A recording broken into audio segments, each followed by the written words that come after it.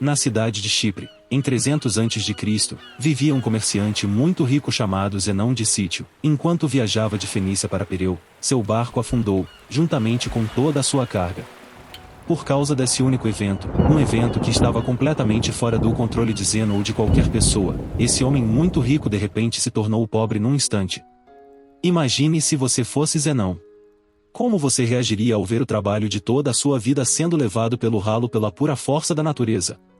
Qual é a reação adequada? Você ficaria com raiva? Triste?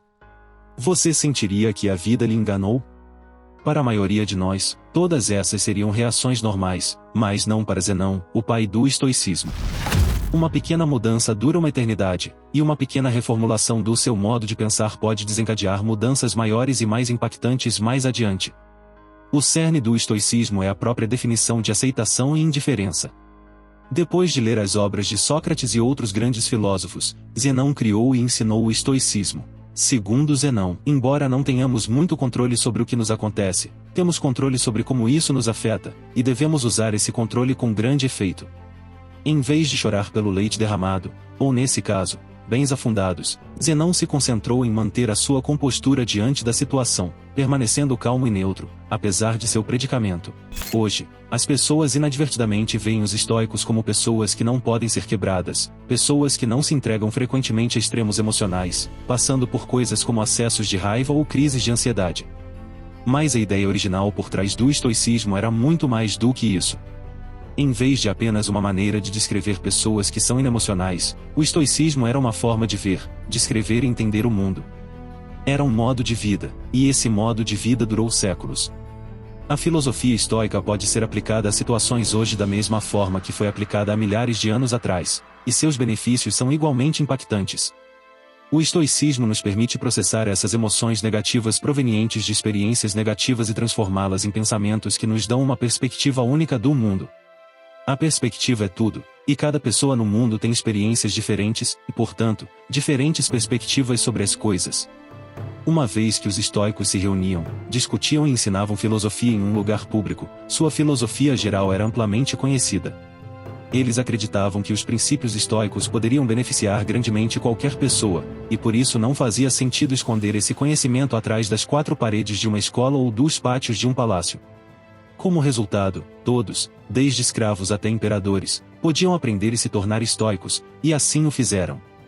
Alguns dos estoicos mais notáveis do mundo incluem Epicteto, que se traduz por adquirido, pois ele foi uma vez possuído como escravo, Sêneca, que foi um estadista bem renomado, e Marco Aurélio, um imperador romano e um dos homens mais poderosos que já viveram. Os primeiros estoicos praticavam o que pregavam, evitando todas as formas de segregação e liderando a luta contra a desigualdade. Eles até inventaram a palavra cosmopolita, que literalmente significa cidadão do mundo. Quando as pessoas ouvem essa palavra agora, pensam em cidades como Nova York, Toronto, Dubai e Londres por causa de quão diversas são. Essa era tipo de unidade e comunhão que os estoicos pregavam. Na época da fundação do estoicismo, as mulheres não tinham permissão para perseguir a filosofia. Mesmo em uma época em que isso não era popular, as mulheres eram livres para aprender sobre o estoicismo e se tornarem estoicas elas mesmas. Então, por que tantas pessoas adotam o estoicismo como um modo de vida? Em um mundo cheio de reviravoltas inesperadas, nossas emoções podem tender a atrapalhar as coisas.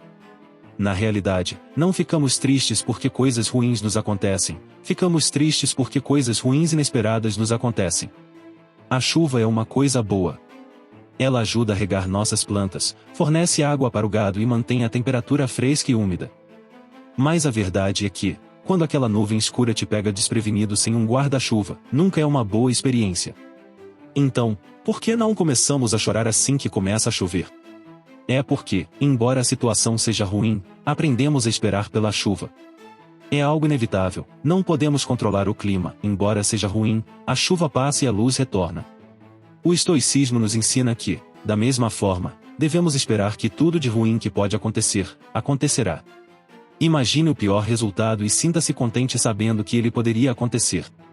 Um dos exercícios estoicos é conhecido como desconforto voluntário, um exercício destinado a aumentar sentimentos de gratidão. Durma no chão da sua cozinha, tome banhos frios quando normalmente tomaria banhos quentes, coma nada além de batatas por alguns dias, coisas assim. Este exercício ajuda você a entender que não importa quão difícil fique, você ainda sobreviverá e potencialmente prosperará se sua mentalidade for correta. Ao ser capaz de suportar essas situações desconfortáveis, indiretamente preparamos nossa mente para futuras desventuras.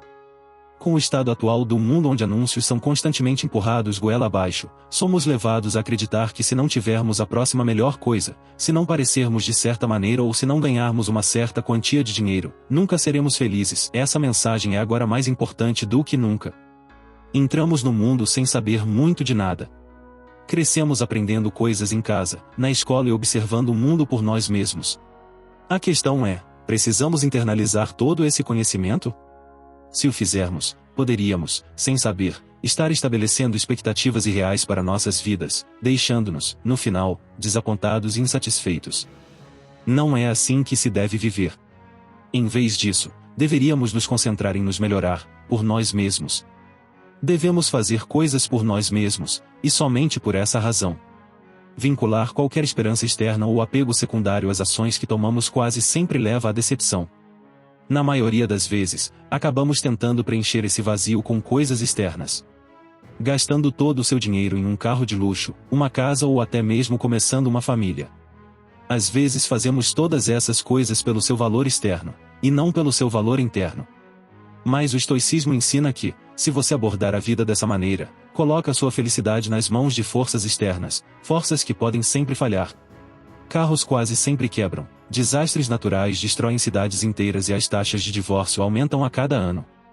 Mas até as coisas gratuitas na vida têm um custo. O custo do espaço, tanto físico quanto mental. Como Sêneca uma vez escreveu, aprender a viver com menos criará espaço em sua vida para as coisas que realmente importam para você. Em vez disso, devemos colocar nossa felicidade em nosso valor intrínseco como seres humanos e em nada que temos ou podemos adquirir fisicamente. Devemos optar por fazer o nosso melhor para manter a calma, independentemente do que a vida nos lança. Porque, independentemente do que queremos, no final do dia, não temos controle sobre a maioria das coisas que nos acontecem, mas temos todo o controle sobre como reagimos a essas coisas. Essa é a dicotomia do controle, o princípio mais importante na filosofia estoica. Nas palavras de Epicteto, a principal tarefa na vida é simplesmente esta: identificar e separar as questões de forma que eu possa dizer claramente para mim mesmo quais são as externas que não estão sob meu controle e quais têm a ver com as escolhas que realmente controlo. Os estoicos ensinam que devemos aprender a separar o que podemos controlar do que não podemos controlar. Precisamos determinar nosso valor não das coisas que não podemos controlar, mas das coisas que podemos. Esforçar-se em direção a objetivos é uma boa característica, mas desmoronar quando as coisas não saem do nosso jeito é, do ponto de vista de um estoico, inútil. Fazer vídeos para o YouTube é, bem, muito mais fácil do que ser um imperador romano, mas ainda assim pode ser desafiador às vezes. Primeiro, você deve formar sua ideia, o que leva uma eternidade, depois pesquisar essa ideia, descartá-la porque não é boa, começar de novo, escrever o roteiro do vídeo, criar o vídeo, editá-lo, fazer a miniatura, o título e tudo mais antes de clicar em enviar. Tudo até o ponto em que você clica em enviar está sob seu controle. No entanto, uma vez que você clica no botão de enviar, o poder passa para o algoritmo do YouTube. Ainda assim, muitas pessoas julgam o sucesso do seu canal no YouTube ou conta no Instagram com base em quantas visualizações, inscritos ou seguidores elas têm, métricas que, na maioria das vezes, estão além do seu controle. Os estoicos ensinam que, em vez disso, você deve julgar o sucesso do seu trabalho com base na quantidade de esforço que você colocou nele, e não no resultado das suas esperanças externas. Confie no processo. Viver com menos significa se desvincular das algemas sociais que você basicamente colocou em si mesmo. Pense em uma pessoa que tem trabalhado duro em seu trabalho pelos últimos 6 meses. Ele agora sente que merece uma promoção e, então, ele se aproxima do seu chefe com seu relatório de desempenho. O chefe diz obrigado, não concede a promoção e ele volta para casa pensando que deve ser ruim em seu trabalho. Ele não considera que o chefe pode simplesmente ter acordado irritado, alguém pode ter sido mais qualificado naquele momento ou talvez a empresa estivesse apenas perdendo dinheiro e não pudesse arcar com isso. Ele não sabe o motivo, mas ainda está chateado. Se ele simplesmente colocasse seu valor na qualidade do relatório de desempenho que entregou e continuasse fazendo o que estava fazendo para ganhar a promoção que queria, ele poderia ter sido muito mais feliz no geral. Com a perspectiva correta, seu objetivo não teria sido diminuído, mas apenas adiado. É essa reformulação da mentalidade que é crucial. Um verdadeiro estoico não vê seus sucessos com base no ganho financeiro de suas empreitadas, mas se conforta com o fato de que podem viver uma vida confortável sem todas as coisas que o dinheiro pode comprar. Existem 4 virtudes principais do estoicismo: sabedoria, coragem, temperança e justiça. Sabedoria é ser capaz de diferenciar o que é interno do que é externo, e a habilidade de escolher nossa reação às coisas que nos acontecem. Como Viktor Frankl disse, entre o estímulo e a resposta há um espaço. Nesse espaço está o nosso poder de escolher nossa resposta. Coragem, 2 palavras: persistir e resistir. Temperança, ou moderação, é o que acabei de fazer ali: fazer mais com menos, dizer mais com menos palavras. Enquanto Jeff Bezos e Elon Musk estão lutando no topo da lista da Forbes, os estoicos acreditam que o limite da riqueza deve ser simplesmente ter o que é essencial, e então ter o que é suficiente. Justiça é a mais importante de todas as virtudes. Ela instrui que ninguém deve fazer mal a outro porque todos nascemos uns para os outros, para fazer o bem uns aos outros, e não a nós mesmos. Nelson Mandela foi um dos líderes africanos mais famosos do mundo. Enquanto lutava contra o apartheid, foi condenado à prisão perpétua, onde permaneceu por 27 anos antes de finalmente ser libertado. Quando foi libertado da prisão, foi eleito presidente da África do Sul e, assim, muitas pessoas pensaram que ele iria punir brutalmente todos os envolvidos no apartheid ou em sua prisão, mas é claro que ele não fez isso. Durante seu tempo na prisão, Mandela leu as obras de Marco Aurélio e aprendeu muitos dos valores centrais do estoicismo, todos os quais praticou ao longo de sua vida. Em vez de pedir as cabeças dos malfeitores, Nelson Mandela instou seu povo a buscar o oposto: relaxar e reconstruir. Ele enfatizou que o passado estava agora além do seu controle, e que a única coisa que podiam fazer era encontrar uma maneira de seguir em frente e construir uma nação melhor. Este é o caminho do estoico. Na medicina moderna, o estoicismo está no cerne de procedimentos como a terapia racional emotiva comportamental, TREC, e a logoterapia. A TREC ajuda os pacientes a identificar padrões de pensamento negativos que podem estar causando problemas emocionais e comportamentais. Ela permite que você desafie o raciocínio por trás de todos esses pensamentos negativos com lógica, e quando você percebe que muitos deles são infundados, pode então substituí-los por crenças mais produtivas e saudáveis. Por outro lado, a logoterapia é baseada no princípio estoico de que os seres humanos são movidos por um propósito. Mesmo nas situações mais sombrias, podemos preencher nossas vidas com significado e felicidade simplesmente descobrindo qual é esse propósito. Como muitos de nós sabemos, no entanto, isso é mais fácil dizer do que fazer. É um processo, como tudo mais. Temos que reconfigurar a maneira como pensamos. Fora com o velho, dentro com o novo. Para corrigir nossos problemas com a felicidade, devemos praticar a autoestima.